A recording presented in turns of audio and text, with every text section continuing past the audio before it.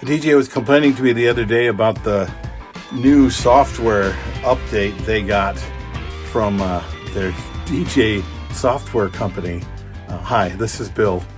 This is Creative License, and thanks again for being a part of the show. Thanks for being nice to my sponsors like Electro Voice and DJ Event Planner and Disc Jockey News and Perfect Portals and Promo Only. Did I say them? They're really great. If I said them twice, that's not a big deal. Of course, I have a workshop called The Entertainment Experience. Those are my sponsors. Those are the people that help me to bring this to you. So he's complaining about the update of his software. Okay. You know why he was complaining about it?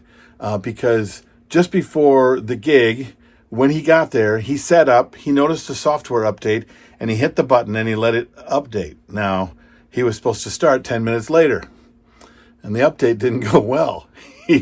The Wi-Fi signal that they had there was super slow. So it was taking forever to update. And when it did, this whole interface that he had on his computer looked completely different. And all of a sudden, his search thing didn't work the way he wanted to, and he couldn't find his music, and this wasn't working, and that wasn't working, and all of a sudden, there were settings that he had on there that were all gone. And it took him, and he was late to start, and when he did start, it kept having problems and crashing on him. He didn't know what to do. He had to reboot and bring up the old program, but then he had to go find the old program, right? He had to go find the old version.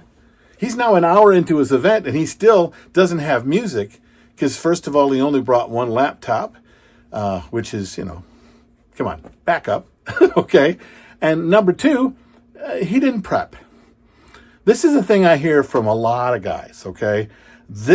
I showed up at the event, and I didn't have the first dance song. How is that possible?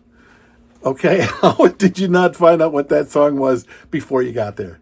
And then went online and bought the file and then copied it onto at least two thumb drives and then onto your hard drive before you even left the house. Why didn't you do that a week before? I mean, even if you got the information the night before, I would say, how come you're finding out the night before? Right? I mean, I hate to get down. I mean, it sounds like I'm scolding when I talk about this kind of stuff, but the truth is, people don't hire us at a wedding and then not want to talk to us. We just don't talk to them. And then when it's the day before, we're like, well, we don't have a first dance song. We don't have a father-daughter song. I'm not sure what kind of music they like. I should call them. Really? The day before? The day before their wedding, you're trying to get a hold of them to go over music. First of all, if you can get a hold of them, that's going to be a difficult conversation because they're really stressed out about a bunch of things that have nothing to do with you. And they're wondering, how come we haven't had this conversation earlier? And I'm wondering, how come you don't have these conversations earlier? How come? Why is it that you must be one of those guys that a year before you convince someone to hire you as a wedding DJ, and then they don't hear from you? They don't hear from you at all. Sometimes not until even you get to the event. You'll even send them paperwork. Or you'll send them your online surveys with all these questions that they should be answering. But you didn't check to see if they were answering them until the night before. Or worse yet, some people are bringing that stuff up at the event for the first time as they're setting up. That's not on the client. That's not on the software company. That's not on your computer. That's on you. Look, any Broadway show is going to make sure all of their tech works weeks before. They will have not only have it all worked weeks before, but they've rehearsed all their pieces. They've made sure everything's in place. They know exactly what they're playing, when they're playing it, how loud they're playing it. They tested it. If it's a week out and there's a software update, they are not updating their software a week before.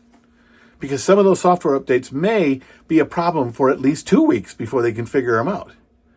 So, I mean, the best thing you could do if you had to do it a week before is have a second laptop, for God's sakes, and do it all on the other one so that you have what you always have, right? But then you have this other one that you're still trying to figure out how it works and where the new settings are and all of that stuff. So, because when you show up at the event trying to figure out what you're doing, that's being unprofessional.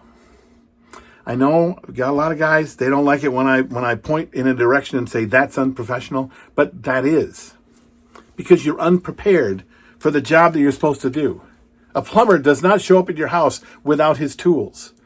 A plumber doesn't show up to your house on the day of the event, or the day that he hears you have a plumbing problem and knows for a fact he's going to figure it out. He's going to come, he's going to talk to you, he's going to look at the problem, he's going to talk about what he can do, and then he's going to do it. And if he can't do it, he's going to say, I got to take some time. I got to figure it out. I got to get a new laptop, new software for my pipe wrench, whatever it needs. But he's going to know that when he walks in, he can fix the problem, because he uses this stuff on a regular basis. He knows what he needs. Do you know what you need, or are you just figuring it out as you go? That's not professionalism.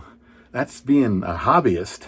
And when somebody pays you to do this, they expect professional and not a hobbyist. I've gone in a couple places here and I've probably insulted a few people.